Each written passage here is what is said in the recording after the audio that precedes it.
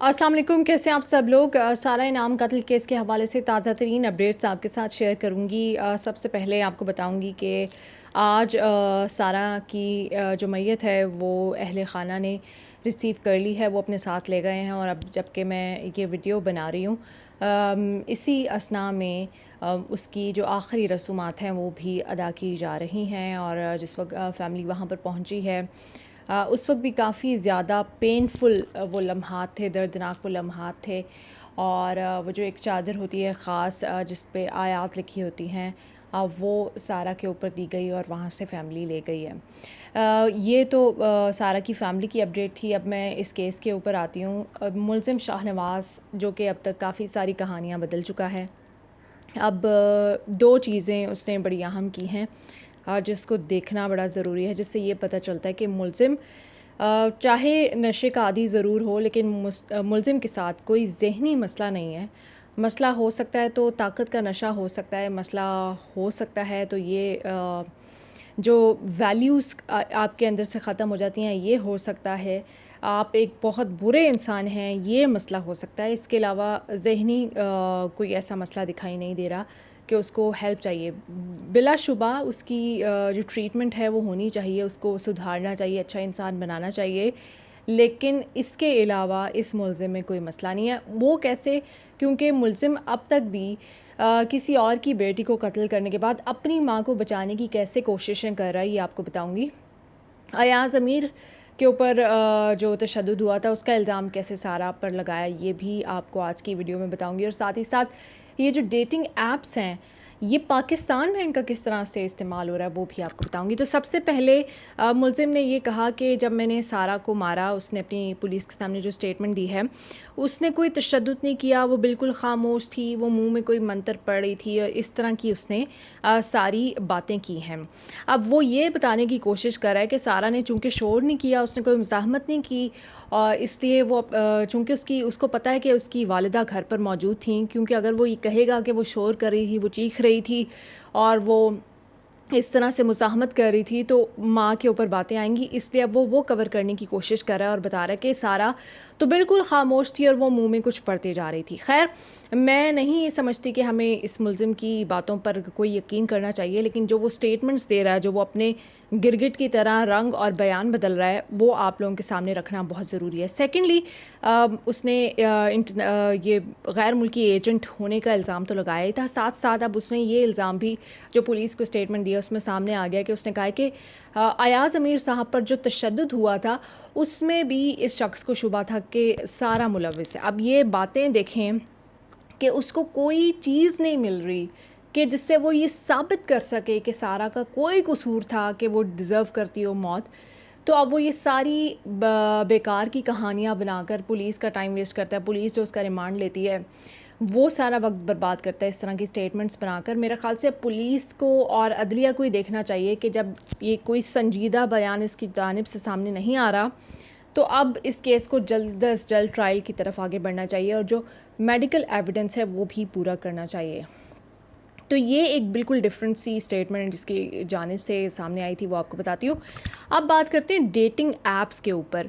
Dating apps का मैं आपको, ज़ाहिर जाफ़र के केस में भी मैंने आपको थोड़ा सा इसके बारे में बताया था कि बाहर दीगर दुनिया में ये जो सारी ऐप्स हैं ये इस्तेमाल होती हैं और इनको बड़ा संजीदा भी लिया जाता है। लोग वाकई जो सीरियस होते हैं, जो प्यार की तलाश में होते हैं या दोस्त बनाने की तलाश में होते हैं, वो सीरियसली इन ऐप्स पर आते हैं। वहाँ पर भी बहुत सारे गलत लोग भी होते हैं, लेकिन पाकिस्तान में मैं तमाम बहनों और लड़कियों और लड़कों को भी बताना चाहूँगी कि इसका सिर्फ़ और सिर्फ गलत इस्तेमाल हो रहा है और गलत इंटेंशंस के साथ इस्तेमाल हो रहा है। कोई भी संजीदा शख्स आपको यहाँ पर नहीं मिलेगा। इसी तरह से अपनी बड़ी गाड़ियों में पिक्चर्स ये लगाएंगे, अपनी पॉलिटिशियंस के साथ ये पिक्चर्स लगाएंगे ताकि लोग इम्प्रेस हो जाएं, लोग उनको सीरियस लें, और इस तरह से कोटेशंस लगाएंगे जिसमें ये बताएंगे कि बहुत ही ये नेक इंसान है और अच्छे इंसान है। तो ये सारी कोटेशंस लगाकर उनका मकसद सिर्फ इम्प्रेस करना है। शादी या कोई सीरियस रिलेशनशिप या कोई प्यार या कोई संजीदा दोस्ती इन लोगों का नहीं है। ज़ाहिर जाफ़र भी इसी तरह से था और ये जो शख्स है ये भी इसी तरह से था। पाकिस्तान में डेटिंग ऐप्स का वो मयार नहीं है, क्योंकि पाकिस्तान से बाहर रहने वाले लोग स्पेशली जो कि काफ़ी सालों से बाहर हैं उनको नहीं पता कि यहाँ पर ठीक है कि बहुत सारी चीज़ों में बहुत अवेयरनेस आई होगी, लेकिन जो मर्दों की ज़हनियत है वो यहाँ पर अभी भी इन डेटिंग ऐप्स को लेकर एक मखसूस हद तक ही सोचती है। और जो शादी की भी यहाँ पे ऐप्स हैं, पूरी दुनिया में शादी की जितनी भी ऐप्स होती हैं उनके ज़रिए से लोगों के रिश्ते होते हैं, उनकी शादियाँ भी होती हैं, लोग मिलते भी हैं। लेकिन यहाँ पर अगर वही ऐप्स आप इस्तेमाल करेंगे या लोगों को ढूंढेंगे तो वहाँ पर आपको बहुत बड़ा धोखा मिलेगा, क्योंकि यहाँ पर हर चीज़ का, हर वो चीज़ जो आपकी आसानी के लिए और आपके रिलीफ़ के लिए बनाई जाती है उसका गलत इस्तेमाल होता है, गलत इंटेंशंस के साथ इस्तेमाल होता है। तो यहाँ पे जो डेटिंग ऐप्स पे और जो शादी ऑनलाइन की वेबसाइट्स पे आपको लड़के मिलेंगे वो यकीनन वो लड़के होंगे जो कि आसपास सबको आप सब उनके बारे में जानते होंगे और उनकी हकीकत से आशना होंगे। तो अब उनके पास कोई किसी को बेवकूफ़ बनाने का मार्जिन नहीं रह गया, तो वो फिर ये आ गए इन सारी ऐप्स के ऊपर। और क्योंकि उन्हें पता है कि अब जो बाहर इधर उधर लड़कियां होंगी या इवन जो लड़कियां भी ये काम कर रही हैं, जो लड़के होंगे उनको उनकी हकीकत नहीं पता होगी, तो वो उनको बेवकूफ़ बना रहे हैं, इस तरह से बातों में फंसा रहे हैं। तो मैं आपसे कहूँगी कि आप पूरी दुनिया में कहीं पे भी अगर ये ऐप्स बिल्कुल नॉर्मल हैं, लोग इस्तेमाल करते हैं, इसके ऊपर बात करते हैं, इसके ऊपर उनकी शादियाँ भी होती हैं, लेकिन पाकिस्तान में अगर आपने कोई इंसान ढूंढना है या पाकिस्तान में आप शादी करना चाहते हैं तो इन ऐप्स का और जो शादी की वेबसाइट्स हैं उनका बिल्कुल इस्तेमाल ना करें।